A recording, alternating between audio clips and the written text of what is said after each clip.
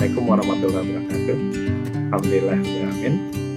Mudah-mudahan sehat-sehat semua. Pada saat ini saya akan menyampaikan materi tentang bagaimana sih kita bisa memahami transcribing assessment. Mungkin ini akan membantu insya Allah ya bagi teman-teman yang belum memahami tentang ini dan juga mungkin pernah mendengar tapi ingin tahu seperti apa sih yang dijelaskan di dalam transcribing assessment. Ini mungkin kita akan mulai dengan saya akan share slide.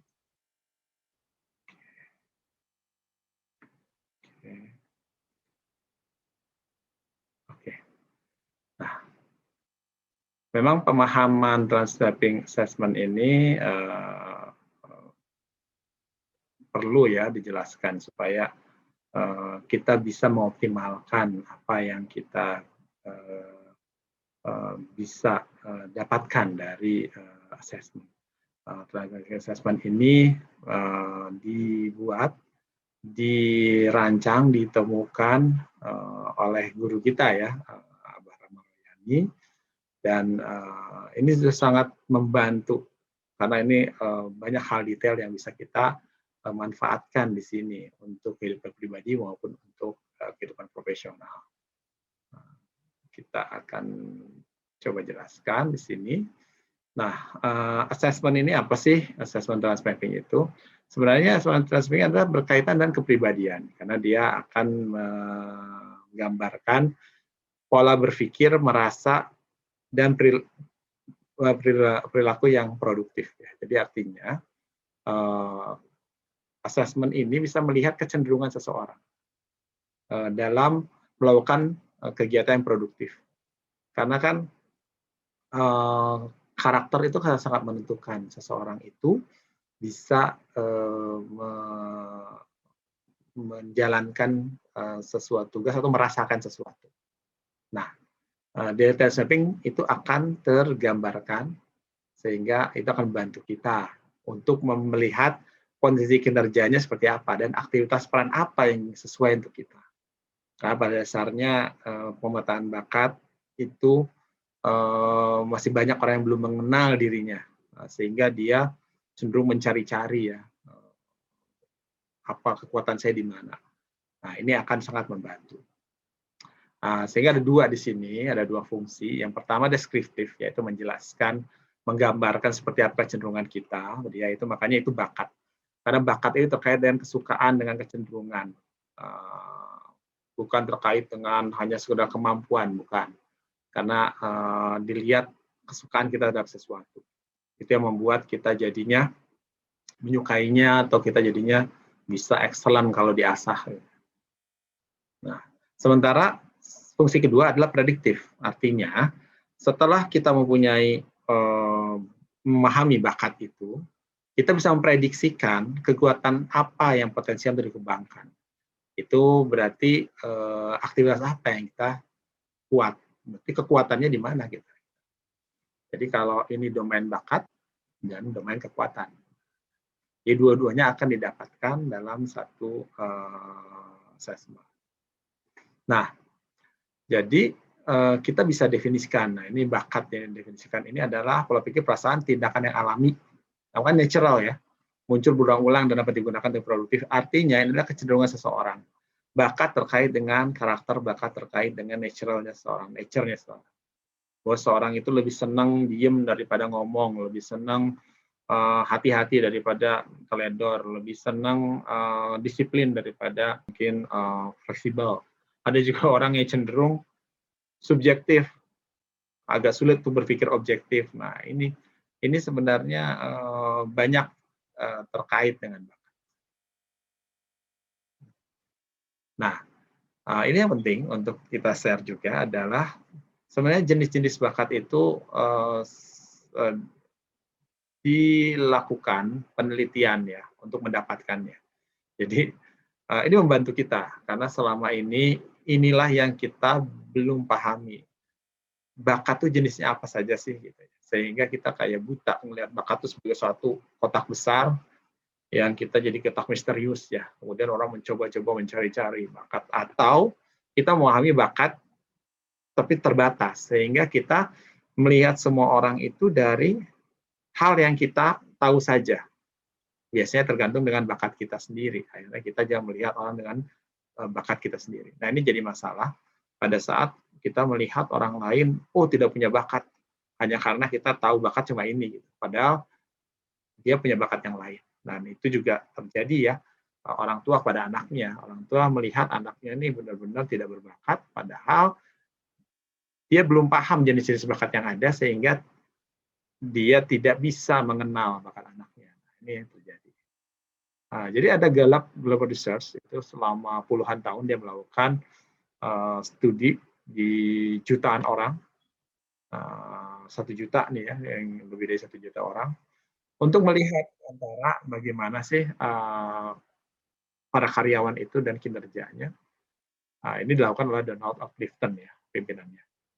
Hasilnya, nah memang karyawan yang tugasnya itu punya kesesuaian dengan ciri-ciri kepribadiannya, itu lebih baik, gitu ya, kinerjanya lebih baik. Wajar sebenarnya.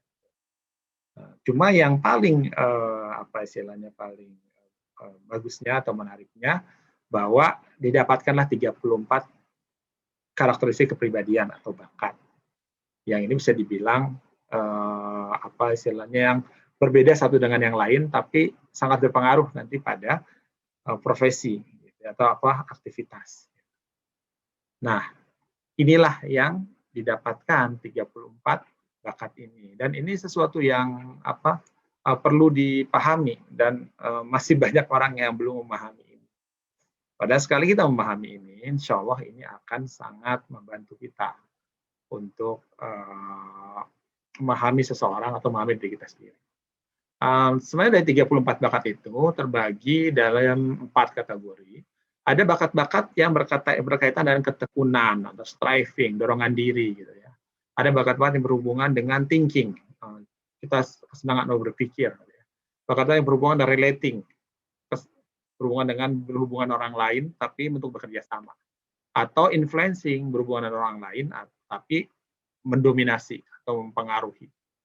Nah, di striving, ini bakat-bakatnya misalnya contoh ketekunan orang untuk memperbaiki sesuatu, untuk waspada, hati-hati, untuk mengatur sesuatu, mengatur ya, berdisiplin gitu ya. Ada orang yang disiplin sekali kan, ada orang yang konsistensi, objektif sekali, adil, benar-benar dia benar-benar objektif gitu ya.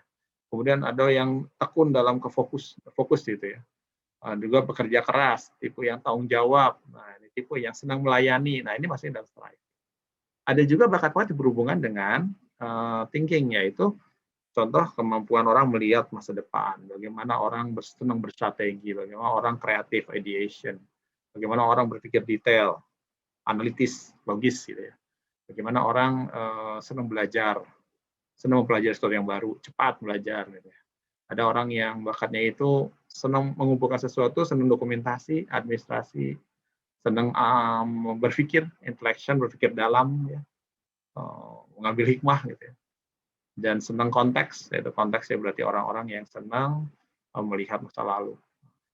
Nah, ada juga yang kategorinya ada relating. Nah, ini ada tentang, karena ini tentang kerjasama kan, jadi orangnya memang ada yang ke arah orang periang yang cenderung melihat positif, orang yang senang mendidik orang yang senang bersahabat, relator ya, gaul ya dia.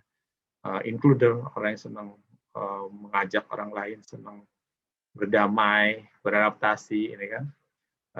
Terus senang melihat karakter orang lain, individualization, melihat kaitan satu sama yang lain, dan orang yang bisa melihat perasaan orang lain. Nah, ini yang relating. Dan ada yang influencing. Ya. Influencing adalah bakat-bakat yang dia cenderung senang mengaruhi, membuat orang lain mungkin terpengaruh oleh dia. Yaitu comment, itu talents yang orang yang tegas, senang memaksa orang lain cenderung. Kemudian orang yang activator senang agresif untuk mengajak memulai, jadi penggerak cenderung. Kemudian competition, itu orang yang senang berkompetisi, orang maximizer tuh perfeksionis dia. Significance, orang yang senang terlihat, gitu ya. Atau bakat di mana orang lebih senang terlihat. Self assurance, orang yang punya sixth sense gitu ya, orang yang punya intuisi gitu ya. Communication, punya kemampuan bagus dalam berkomunikasi, menjelaskan sesuatu. mempengaruhi orang dengan istilahnya dengan komunikasinya. Dan juga WOO, orang yang senang so akrab ya, orang yang bisa akrab dengan orang lain, ramah dengan orang lain walaupun misalnya belum kenal gitu ya. Ini 34 bakat. Dan ini memang bisa perlu dipahami ya oleh kita semua. Dalam video-video sebelumnya di Gantara YouTube channel ini, sebenarnya saya sudah menjelaskan per video. Itu mungkin kalau ingin mengatur lebih detail bisa dilihat, bisa di search di masing-masing bakat itu untuk dipahami masing-masingnya. Sehingga kita akan benar-benar memahami bahasa-bahasa bakat itu. Kita akan lanjut. Di dalam hasil talent mapping ada yang namanya urutan bakat.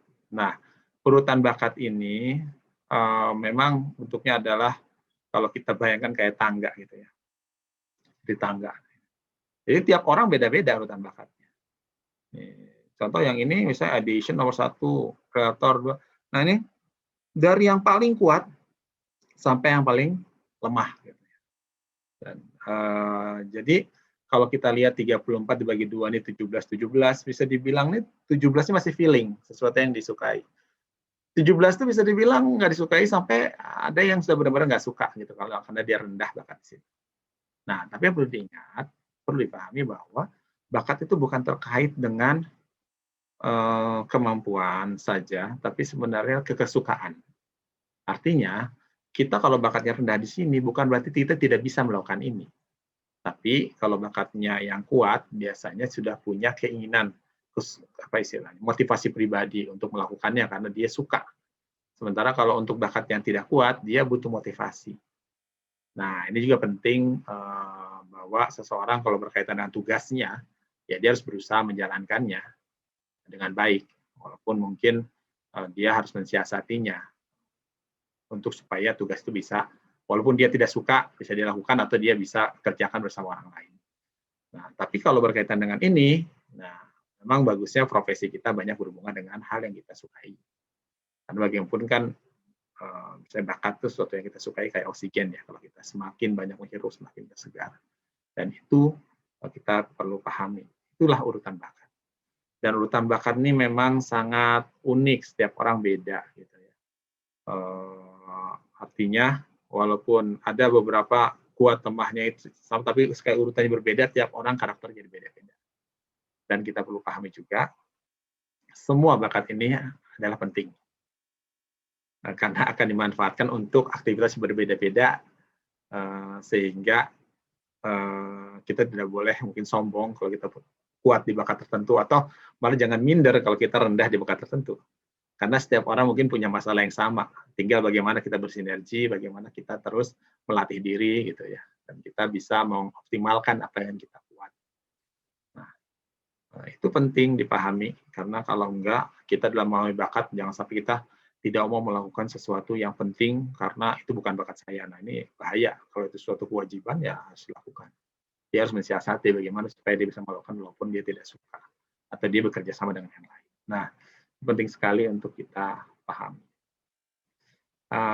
Dan pemahaman bakat juga sebenarnya akan menguatkan pemahaman kita bagaimana Allah itu Maha Adil gitu ya. Bahwa kita tidak bisa sombong atau tidak boleh juga rendah diri, karena sebenarnya Allah itu memberi kekuatan yang potensi kekuatannya sama di bidang yang berbeda-beda. Nah, jadi dengan begitu seharusnya semua orang percaya diri dengan bakatnya masing-masing. Jadi masalah adalah pada saat kita tidak punya kesempatan atau tidak memahami diri sehingga kita menjadi orang yang ikut-ikutan orang lain. Nah, ini jadi masalah. Nah, itu yang terkait dengan bakat. Nah, dari bakat ini sebenarnya bisa oleh Abah Rama dibantu juga kita untuk ini ya. Supaya 17 sebenarnya masih lumayan kuat, tapi sebenarnya bagaimanapun 1-7 itu adalah bakat utama kita. Kita akan sangat dipengaruhi oleh 7 bakat utama kita. Kemudian 8-14 itu adalah bakat pendukung. Jadi masih kuat juga, tapi itu pendukung. 15, 16 sampai 20 sebenarnya itu sudah bakat bisa dibilang yang putih atau udah tengah-tengah lah, so-so lah gitu ya. Walaupun di sini masih mungkin agak lebih kuat dibanding yang ini, gitu ya. Tapi itu disebut dia sebagai bakat yang putih. Yang ini abu-abu, yang ini hitam. Yang 1-7 itu merah kalau ditandainya. Kuning itu yang di sini 8-12 kuning. Artinya itu adalah bakat yang masih mendukung, jadi kuat. Dua ini merah kuning. Nah, kita akan sangat terpengaruh dengan apa yang kuat ya, wajar ya. Karena kita lebih suka dengan yang bakat lebih tinggi, berarti kita lebih menyukainya. Gitu. Nah, ini pengaruh ke karakter kita dan kekuatan kita. Nah, kita bisa lihat di sini. Jadi sebenarnya kalau lokasi merah kuning di mana itu berpengaruh pada profil produktif kita sebenarnya seperti itu. Walaupun tentu saja kita melihatnya perlu detail ya dengan perbakat gitu ya, perbakat seperti apa. Tapi secara umum orang yang banyak merahnya itu di sini berarti dia senang berpikir. Dia yang kalau banyak merahnya di sini atau merah kuningnya di sini dia senang bertemu orang untuk pengaruhi karena ini influencing kan yang tadi saya sampaikan. Orang yang kuatnya di relating pasti dia senang bertemu orang tapi untuk kerjasama. Dia yang banyaknya di striving, dia tipenya tekun gitu ya, kayak tekun. Jadi ini bisa membantu kita sih untuk melihat profil produktif. Ya, mungkin saya akan jelaskan juga tentang profil produktif. Walaupun sebenarnya kalau kita talent mapping akan lebih detail lagi, minimal kita bisa paham seperti apa sih karakter-karakter atau istilah profil-profil kalau kita lihat dari mapping ini ya, peta bakat. Nah, contoh seperti ini. Kalau misalnya thinking dan striving kuatnya, jadi ini dia di sini misalnya nggak kuat, banyaknya merah kuning di sini, gitu ya, di thinking dan striving, ketekunan dan juga pikir. Nah itu memang orangnya jadi kategorinya memang expert. Jadi orangnya cerdas dan tekun ya wajar ya, orangnya senang berpikir, tapi dia juga orangnya tekun gitu. Jadi memang dia bagus sekali di situ. Nah kemudian kalau orangnya itu kuatnya di sini, dia senang pengaruh yang lain dan juga senang ini gaul banget orangnya, tapi dia juga bagus dalam pengaruh yang lain. Sehingga ini jadi influencer. Influencer itu adalah orang yang ekspresif dan mudah terhubung. Nah, ini secara umum. Sementara kalau yang thinking dan influencing, nah dia senang berpikir, tapi dia juga bisa mempengaruhi orang lain. Nah, ini tipe owner, orang yang pemikirannya tajam, tapi berpengaruh. Seperti ini. Kemudian relating sama striving. Nah, kita bisa bayangkan orang senang kerja sama, tapi dia juga tekun. Nah, ini kan bagus nih orangnya. Ya maksudnya dia tipenya ya pasti dia kerjanya bagus, dia senang kerja sama, nggak neko-neko lah gitu ya. Makanya dia tipe worker. Tipe worker ini memang ramah, senang berhubungan dengan orang lain, dan seperti itu. Ini adalah peta-peta bakat dari orang berbeda ya, makanya yang sebagai contoh nih. Walaupun memang pasti dalam satu peta bakat pasti ada yang tersebar. Walaupun di sini ada merah kuning, pasti ada juga kuning di sini atau merah di sini. Ini kan cuma secara umum saja. Makanya kalau ngelihat detail sebenarnya akan kelihatan lebih detail kekuatan. Nah, ada juga yang misalnya kuatnya di thinking dan relating. Nah, ini memang jadi namanya adalah people expert ya. People expert itu orang yang cerdas, senang mempelajari dan berhubungan dengan orang lain. Ini jadi orangnya cerdas, dia sangat ilmu untuk berhubungan orang lain, dia sangat memikirkan dan juga kuat di situ. Ini people expert. Memang pekerjaan-pekerjaannya terbayang ya orang-orang people expert ke arah mana. Pionir. Nah ini kalau influencing ketemu striving, ini orang-orang mungkin kayak inventor ya, orang-orang yang tekun, orang-orang yang bisa dengan ketekunannya itu dia bisa mengaruhi orang lain. Nah, ini tipe-tipe pionir ini jelas ya, dia sangat bagus dalam berusaha. Memang betul dia akan tersebar, banyak yang tersebar. Nah, contohnya ini yang tersebar sekali. Kalau benar-benar tersebar, merah dan kuningnya itu di mana-mana. Nah, ini memang disebutnya profil produktifnya manajer. Artinya dia itu orang yang cerdas tapi tekun juga dan bisa pengaruh yang lain dan juga bisa efektif dalam bekerja sama. Ya walaupun memang jelas jadinya dia tidak punya kekuatannya mainly di mana. Tapi kita juga membutuhkan orang-orang seperti ini. Nah, itu gambarannya. Tapi yang saya bisa bilang bahwa Sebenarnya pasti secara umum pasti banyak yang tersebar-sebar, tapi ada juga yang mengarah ke satu sehingga kita bisa agak sedikit melihat sebagai program produktif ya. Tapi sebenarnya kalau dari situ dan sebagai assessment dia akan melihatnya lebih detail lagi. Nah, ini dua hal yang kita perlu perhatikan dari bakat, yaitu bagaimana kita bisa mengasah. Nah, kalau kita lihat di sini, kita anggap kita punya kapak ya. Kapak ini bentuknya seperti ini, dan kalau kita tidak asah, ini kan bagian tajam yang kita asah, ini tetap aja kapak ini tidak bisa dipakai dengan baik gitu ya. Makanya akan tumpul gitu ya. Makanya kita asah sehingga dia tajam. Tapi kalaupun tajam, tapi kalau tidak kita gunakan sesuai dengan fungsinya, misalnya hanya untuk motong apel gitu ya atau apa ya sayang gitu, tidak akan optimal. Makanya itu kita harus carikan ya apa yang dibutuhkan oleh dia, misalnya kayu atau apa yang membutuhkan kapak. Nah, inilah bakat. Bakat itu memang kita harus mengasah di tempat yang tepat, di mana kita memang kuat di situ dan bagaimana setelah kita asah itu kita bisa menggunakan dengan baik. Sekarang biasa orang sibuk, pokoknya yang lemah itu diasah gitu ya. Pinginnya semua bagus, ya nggak bisa, karena akan terkait dengan bakat juga. Nah, tapi tetap bukan berarti yang lemah itu dibiarkan, karena kita kadang-kadang membutuhkan kita harus melakukan sesuatu yang tidak kita sukai, itu wajar. Oke. Nah, untuk bakat yang kuat, yaitu kita benar-benar harus asah. Jadi kita harus pahami, ya, tadi ya lihat videonya atau baca buku tentang bakat itu.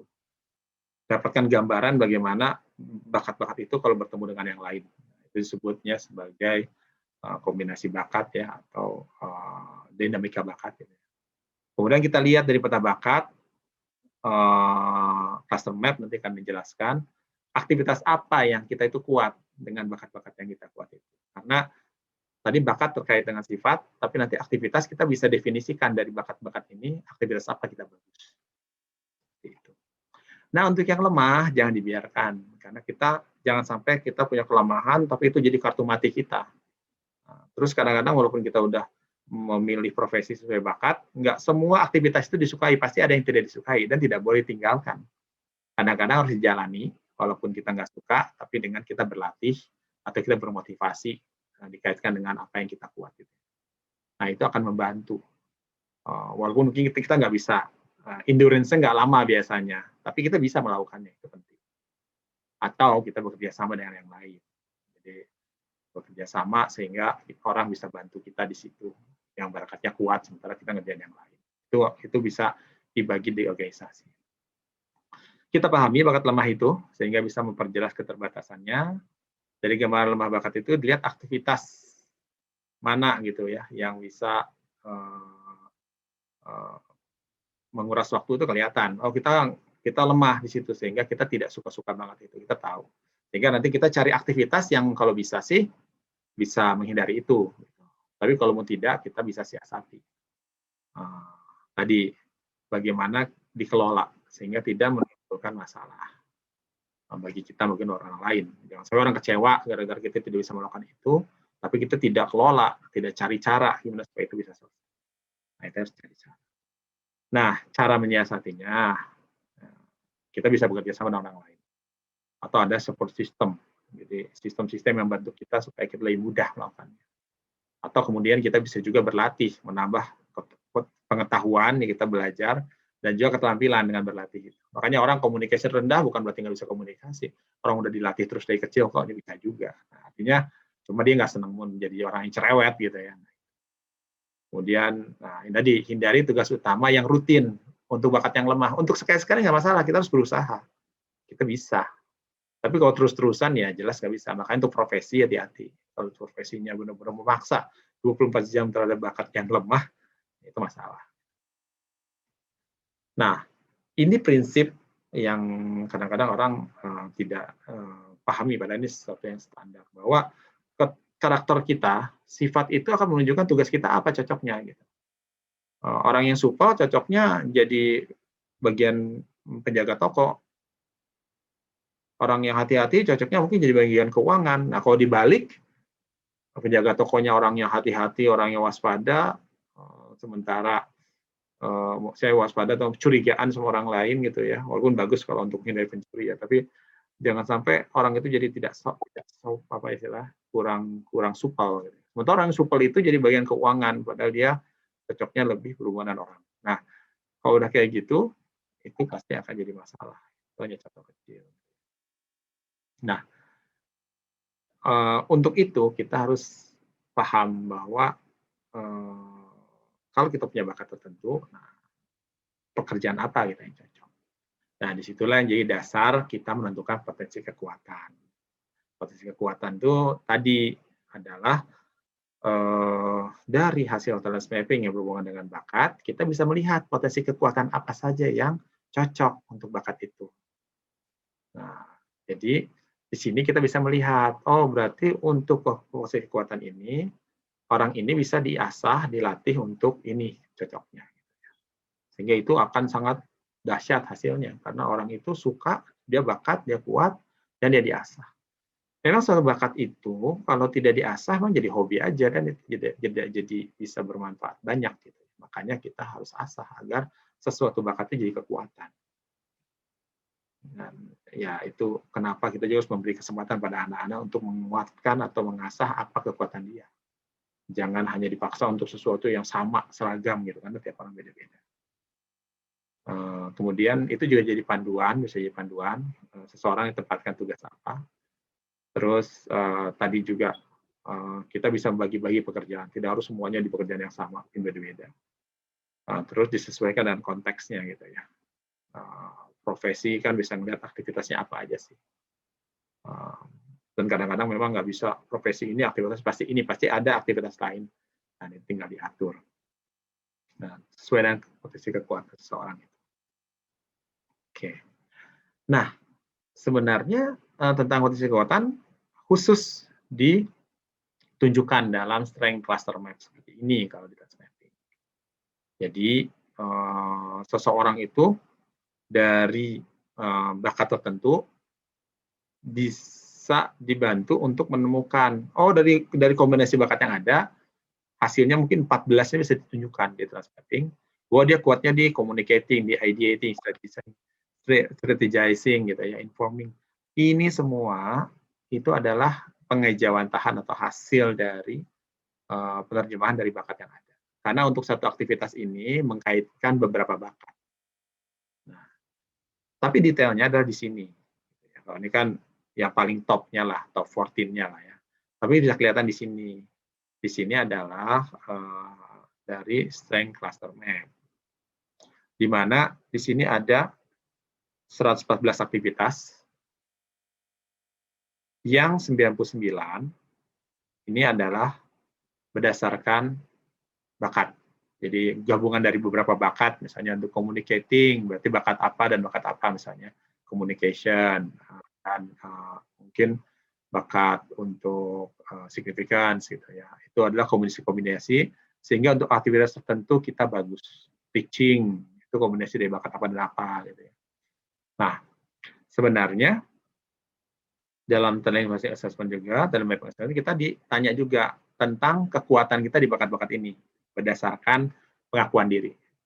Nah, di sini kelihatan kalau misalnya kita ada bakat secara bakatnya tinggi, ini yang sebelah dalam ini secara bakat dari hasil dari talent mapping, sementara yang kuning itu yang luar ini adalah bakat dari pengakuan. Di coaching kuning, padahal dia bakatnya merah nih sebenarnya dia hidden talents dalam arti kalau dia sering mencoba sebenarnya dia bisa jadi merah gitu, sesuatu yang kuat. Kalau yang di luarnya udah kuat dibanding dalamnya nggak masalah. Nah, tapi ada beberapa hidden talents yang bisa diidentifikasi di sini. Nah, jadi kelihatan nih seperti apa. Nah, ada juga bakat-bakat yang diidentifikasi atau ditanya pengakuannya, tapi ini bakat ini tidak terkait dengan bakat yang ada talent mapping karena terkaitnya bukan dengan sifat, yaitu dengan fisik. Misalnya tentang kesukaan olahraga, memasak, gitu ya, nari segala macam ini kan fisik. Nah, sementara kalau yang ini adalah berkaitan dengan bakat yang terkait dengan sifat, gitu ya. Dengan sifat tentu kita jadi lebih bisa melakukan mentoring, redirecting. Ini contoh saja gitu ya. 14. Tiap orang akan punya yang berbeda-beda. Tergantung urutan bakatnya. Nah, di sini kita bisa lanjut. Nah, dari sini kita bisa melihat sebenarnya pada saat seseorang itu punya merah dan kuning, kita ngelihat sebelah dalam ya, sebelah dalam, sebelah dalam. Yang luar adalah pengakuan, yang sebelah dalam itu adalah berdasarkan hasil bakat. Seseorang itu dia kuatnya itu di bidang apa? Contoh misalnya ya, ini networking. Yang dari sini bakat ini, saya bakat ini terkait dengan networking. Bagaimana dia bekerja sama? Kalau dia kuat merah kuning berarti dia sangat kuat dalam bekerja sama. Ini kalau ini ke arah kepemimpinan, ini ada kuning merah berarti cukup kuat juga dalam pengaruh orang lain. Headman, istilahnya networking headman. Kalau ini server, bahwa kalau kuat di sini dia tuh akan kuat di bidang bagaimana dia melayani orang lain. Nah, tapi ada juga yang melihat ini generating idea atau pikiran yang ke arah kreativitas dan lain-lain di sini. Nah, kalau ini technical adalah bakat-bakat berhubungan dengan teknis, luar lapangan teknis ya. Ini individual tapi di dalam ruangan. Dan ada yang berhubungan dengan pikiran, reasoning ya, dan juga thinking. Nah, ini memang terbagi lagi dan ini sangat membantu karena aktivitas ini adalah yang kita temui di pekerjaan kita sebenarnya, sehingga itu akan membantu kita. Kita juga bisa merasakan, oh kenapa kita nggak gitu senang pekerjaan ini? Oh ya karena memang dari kombinasi bakat karena saya tidak kuat di situ. Tapi kita perlu mengasahnya juga, perlu mengasah ya, tapi perlu kita mensiasati. Mungkin dengan kita belajar lebih banyak, walaupun kita nggak suka-suka banget. Karena memang yang saya sampaikan tadi, kita kalau tidak kuat di situ bukan berarti kita tidak bisa, kita bisa. Tapi memang butuh motivasi dan tidak bisa terus-menerus ya. Jadi mungkin tidak bisa jadi profesi. Itu. Nah, dari hasil talent mapping juga ada namanya strength typology. Nah, ini sebenarnya untuk menggambarkan personal branding seseorang. Ini branding itu kan suatu kalau orang ditanya, kok personal brandingnya apa? Nah, ini kan sebenarnya itu apa yang bisa kita tonjolkan gitu ya. Itu langsung tergambar juga dari hasil talent mapping. Bagaimana kita tipe-tipe kekuatan yang paling menonjol dan bisa dikembangkan, kemudian sosok kita juga diketahui dengan personal branding kita, kemudian juga sebagai petunjuk ya untuk peran-peran apa yang bisa kita lakukan. Kemudian juga sebagai bagaimana kita bisa menggunakannya di ruang profesional atau juga di bidang di secara komunal gitu ya. Nah, itu personal branding. Jadi semua itu insya Allah akan sangat membantu kita ya untuk bisa memberi manfaat. Memang kalau Abah Rama itu pada kita semua ya, pada kami itu selalu mengingatkan, itu ada hadis ya, khairun nas anfa'uhum linnas gitu ya, Rasulullah bilang sebaik-baik manusia adalah yang paling bermanfaat bagi orang lain. Nah, kita memang harus bisa memberi manfaat gitu ya, dan memberi manfaat itu sebenarnya terkait juga dengan apa kekuatan yang diberikan. Nah, ini mungkin kita harus mendapat peran-peran yang sesuai agar kita bisa lebih optimal. Dan ingat, bakat itu sangat banyak. Jadi kita punya bakat itu banyak, kekuatan juga banyak.